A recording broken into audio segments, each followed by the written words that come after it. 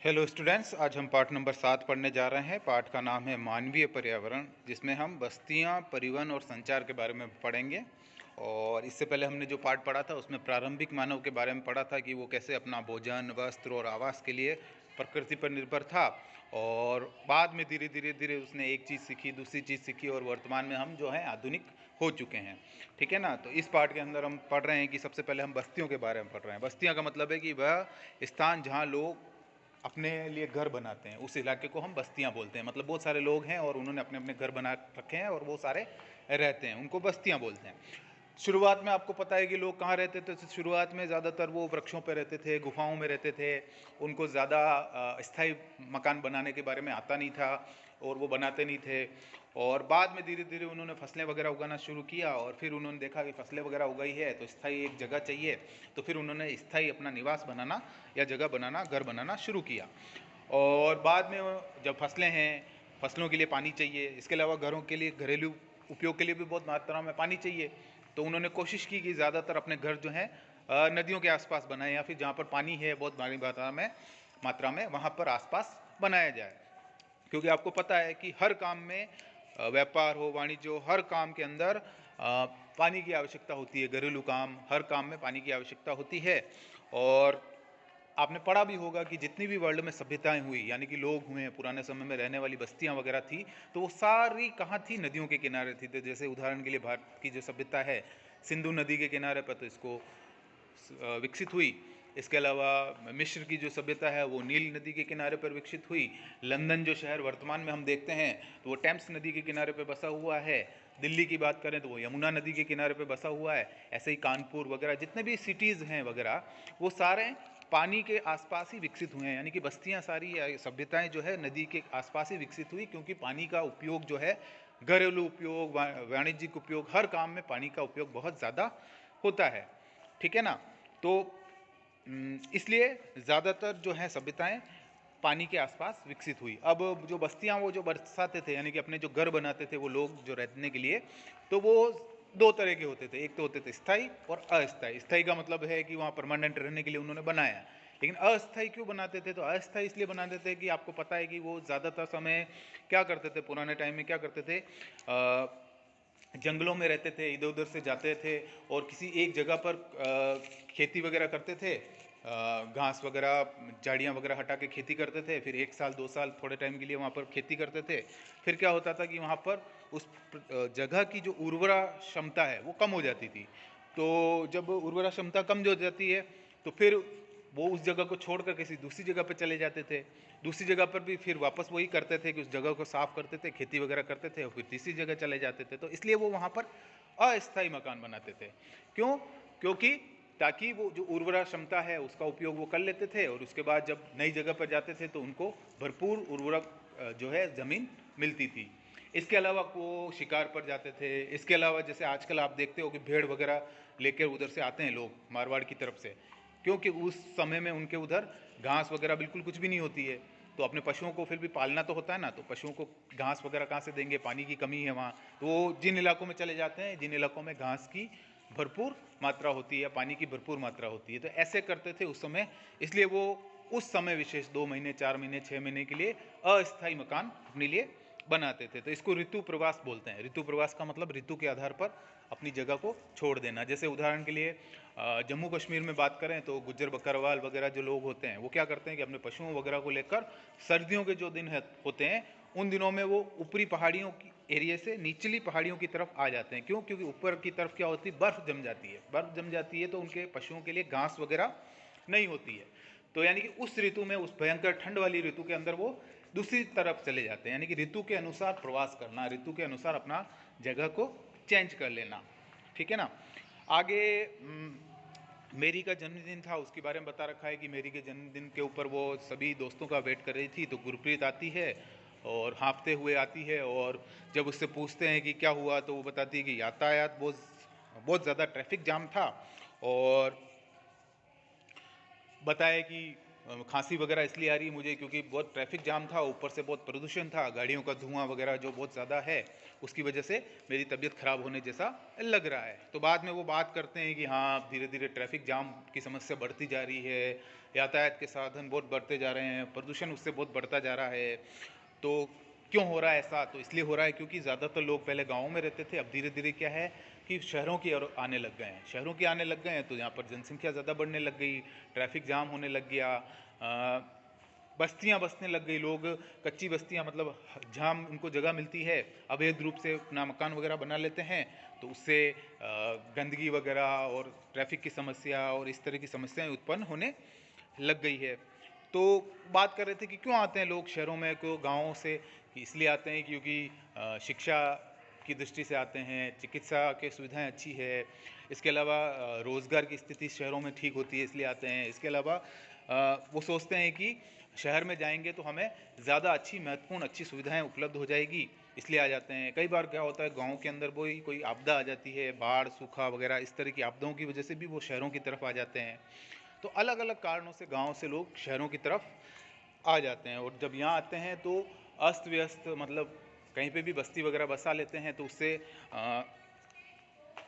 अवैध बस्तियां बस जाती है। तो वहाँ की जो, क्योंकि गवर्नमेंट जो होती है उस बस्ती अवैध होती है, तो वहाँ ज़्यादा सुख सुविधाएं, रोड नाली की सुविधा इस तरह की दे नहीं पाती, और उसकी वजह से गंदगी वगैरह और इस तरह की समस्याएं उत्पन्न होती है। बिजली की समस्या उत्पन्न हो जाती है कि जितने लोगों के लिए बिजली का उपलब्धता थी उससे ज़्यादा लोग हैं, पानी की जितने लोगों के लिए उपलब्धता थी उससे ज़्यादा लोग शहर में आ गए हैं, तो उससे इस तरह की समस्याएं बहुत ज़्यादा उत्पन्न होती है। ठीक है ना। उसके बाद आगे आपको दिखा रखा है अलग अलग इलाकों में अलग अलग तरह के मकान होते हैं जो लोग रहते हैं।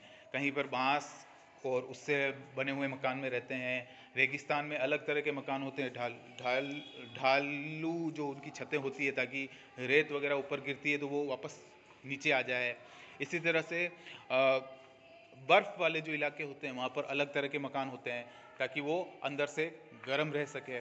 तो अलग अलग इलाकों में रहने वाले लोग अपने लिए अलग अलग तरह के मकान वगैरह वहाँ पर बनाते हैं। जिन जगहों पर ज़्यादा बाढ़ वगैरह आती है तो वो लोग क्या करते हैं, नीचे पहले तो बांस या लकड़ी के बड़े बड़े खंभे लगाते हैं और फिर उसके ऊपर मकान बनाते हैं ताकि बाढ़ वगैरह आए तो वो उससे बच सकें।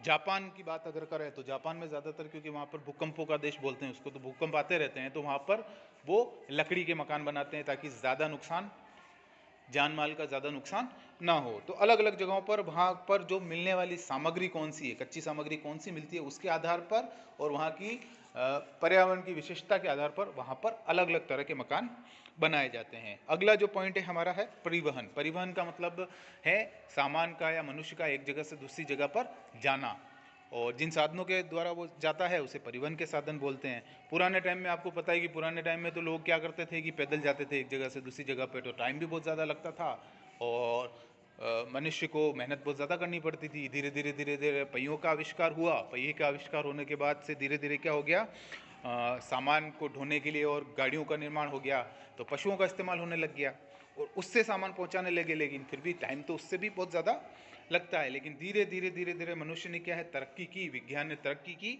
और आज जो हम देखते हैं, आज की जो स्थिति है कि आज हमारे पास बुलेट ट्रेन है, बस है, रेल है, हवाई जहाज है, तो हर तकनीक है, पानी के जहाज हैं, हर तकनीक से परिवहन जो है बहुत सस्ता और बहुत तेज हो गया, तीव्र हो गया है। लेकिन फिर भी हमारे यहाँ पर देखते हैं कि हमारे यहाँ पर गधे, खच्चर, बैल, ऊँट का प्रयोग अभी भी कुछ इलाकों पे किया जाता है। ठीक है ना। और जैसे कई जगहों पर, जैसे तिब्बत में याक का उपयोग होता है, तो अलग अलग जगहों पर अलग अलग पशुओं का उपयोग भी होता है। ठीक है ना। पहले भारत से यूरोप जाने की यात्रा करने में 15-15 दिन लगते थे, एक एक महीना लगता था। आज 6 से 8 घंटे में हम इधर से यूरोप हम जा सकते हैं। ठीक है ना। तो इन परिवहन के साधनों से समय की भी बचत हो रही है और ऊर्जा की भी बचत हो रही है, यानी हमको ज़्यादा मेहनत नहीं करनी पड़ती। परिवहन के जो साधन है वो 4 हैं। पहला है सड़क मार्ग, दूसरा है रेल मार्ग, तीसरा है जल मार्ग और चौथा है वायु मार्ग। एक एक की अगर हम बात करें तो सबसे पहले हम सड़क मार्ग की बात करें तो कम दूरी के यातायात में सबसे ज़्यादा उपयोग किया जाने वाला सड़क मार्ग है। मतलब आसपास जाने के लिए सबसे जो ज़्यादा उपयोग किया जाता है वो सड़क से हम जाते हैं एक जगह से दूसरी जगह पर। सड़क पक्की भी हो सकती है और कच्ची सड़क भी हो सकती है। और सड़कें ज़्यादातर मैदानी इलाकों में, यानी कि जिन इलाकों में समतल इलाके हैं वहाँ पर ज़्यादातर सड़कों का जाल बिछा हुआ है भारत के अंदर। आप देखते हो ना, आपके घर से बाहर निकलते ही सड़क है, ठीक है ना।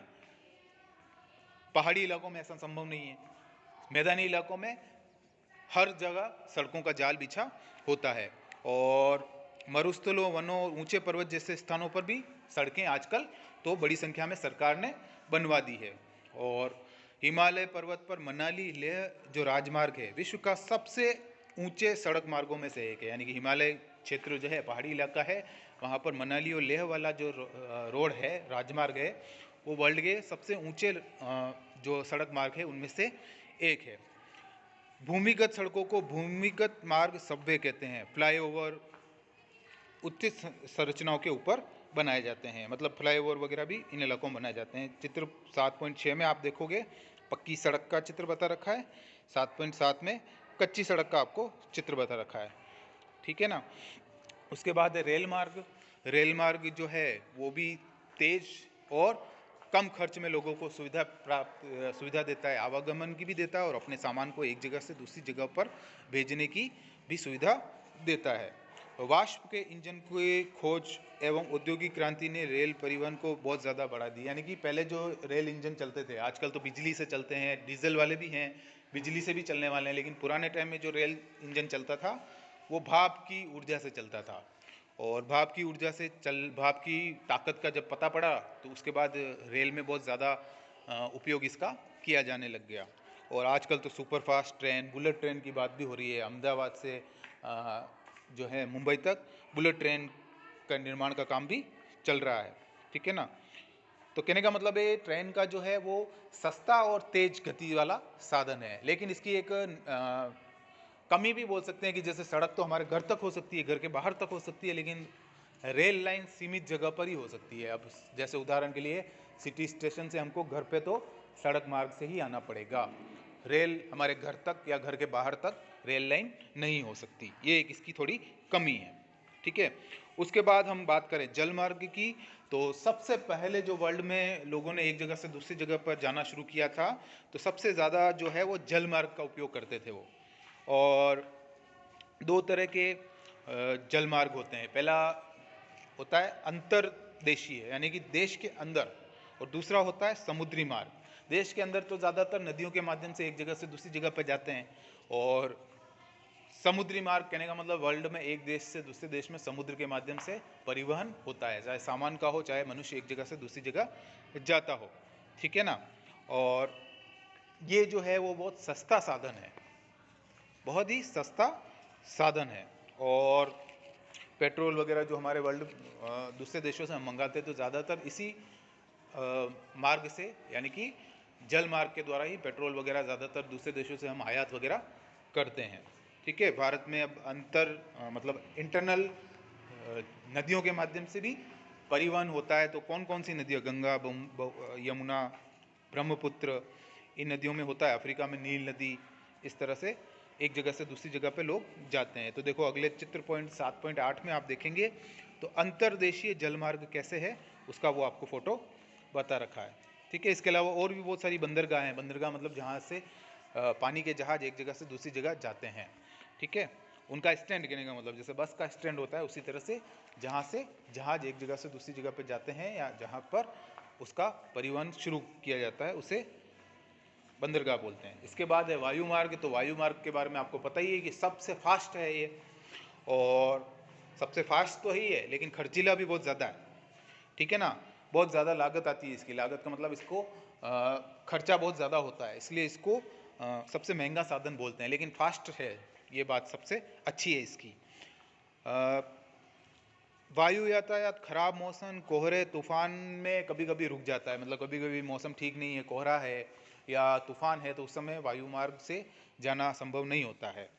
इसके अलावा इसकी एक खासियत ये है कि इससे दुर्गम स्थानों पर भी पहुंचा जा सकता है। दुर्गम का मतलब है कि जैसे कहीं पहाड़ी इलाका है, कहीं बाढ़ वाला इलाका है और कई रेगिस्तानी सुदूर इलाका है जहाँ सड़कें वगैरह भी नहीं है, तो ऐसे इलाकों में भी वायु मार्ग के द्वारा आसानी से पहुंचा जा सकता है। सड़क से भी नहीं जा सकते, रेलवे से भी वहाँ पर नहीं जा सकते। संकटकालीन स्थिति है, जैसे उदाहरण के लिए बाढ़ वगैरह कहीं आई हुई है, तो हेलीकॉप्टर से वहाँ पर खाने की सामग्री वगैरह, दूसरी चीज़ें वगैरह पहुँचाई जा सकती है। ठीक है ना। उसके बाद हम पढ़ रहे हैं संचार। संचार का मतलब होता है दूसरों के पास तक सूचना पहुंचाने की प्रक्रिया। संचार यानी कि एक जगह से दूसरी जगह पर बात को या अपनी सूचना को पहुंचाना, इसको संचार कहते हैं। और जिन साधनों से इस सूचना को पहुंचाया जाता है उसे संचार के साधन बोलते हैं। जैसे उदाहरण के लिए फ़ोन है, टीवी है, रेडियो है, ठीक है ना, अखबार है। इनके माध्यम से क्या होता है कि सूचना को एक जगह से दूसरी जगह पर पहुंचाया जाता है। जैसे उदाहरण के लिए ऑस्ट्रेलिया में मैच हो रहा है, लेकिन उसको हम टीवी के माध्यम से घर बैठे यहाँ भारत में देख पा रहे हैं। यानी कि वो जो सूचना है, यानी कि कितने रन बने, कौन खेल रहा है, ये सूचना हमको ऑस्ट्रेलिया से डायरेक्ट यहाँ पर प्राप्त हो रही है। तो वो इसको हम संचार बोलते हैं। यानी कि सूचना पहुँचाने, टीवी तो हो गया संचार का माध्यम, और ये जो सूचना हम तक पहुँच रही है इसको हम बोलते हैं संचार। ठीक है ना। और आज सबके घरों में लगभग टीवी होता है, अखबार आता है, पत्र पत्रिकाएं आती है, रेडियो होता है। इससे सूचना हमको प्राप्त होती है। पुराने समय में ऐसा संभव नहीं था। ठीक है ना। और सूचना कैसे पहुंचती है, तो जो सैटेलाइट जो होते हैं, आकाश में बहुत सारे उपग्रह वगैरह वैज्ञानिकों ने छोड़ के रखे हुए हैं, तो वो सूचना है उस केंद्र से, जहाँ से वो सूचना प्रसारित हो रही है, वहाँ से वो उस सैटेलाइट तक जाती है, और फिर उसके माध्यम से हमारे तक वो सूचना इंटरनेट के माध्यम से या फिर एंटीना के माध्यम से वो सूचना हमारे तक पहुँचती है। ठीक है ना। आज इंटरनेट के माध्यम से हम क्या कर सकते हैं कि इंटरनेट के माध्यम से घर बैठे हम रेलवे का टिकट बुक कर सकते हैं, हवाई जहाज का टिकट बुक कर सकते हैं। वर्ल्ड में किसी दूसरी जगह पर क्या हो रहा है उसको हम इंटरनेट के माध्यम से घर पर बैठे बैठे आज आराम से डायरेक्ट देख सकते हैं। इसके अलावा कहीं हमको जाना है, घूमने के लिए जाना है, और वहाँ पर जाने से पहले हम यहीं बैठे बैठे वहाँ पर किसी होटल में रूम बुक कर सकते हैं, या फिर कोई भी टिकट लगता है वहाँ पर, कोई चिड़ियाघर है या कोई भी देखने वाली स्थान है, तो उसका टिकट यहाँ पर बैठे बैठे हम बुक कर सकते हैं। ये इंटरनेट का आज हमारे को फ़ायदा हो चुका है। और पूरा जो वर्ल्ड है एक छोटा सा समाज के रूप में हो गया है। कि मतलब जैसे उदाहरण के लिए हम बात करें कि ऑस्ट्रेलिया में मैच चल रहा है, लेकिन उसी समय हम उसको बैठे बैठे घर पे हमारे देख रहे हैं। तो ये संचार के साधनों की विशेषता है, उसके कारण से हम देख पा रहे हैं। ठीक है। आगे आपको चित्र में प्रमुख समुद्र और हवाई पत्तन बता रखे हैं, मतलब कौन कौन सी बंदरगाहें हैं इस चित्र के अंदर, वर्ल्ड के अंदर, उनके बारे में, और एयरपोर्ट्स कौन कौन से हैं उनके बारे में इस चित्र में आपको बता रखे हैं। इसके अलावा ये क्वेश्चन आंसर हैं जो आपको थोड़ी देर में इसके साथ में भेज दिए जाएंगे। धन्यवाद।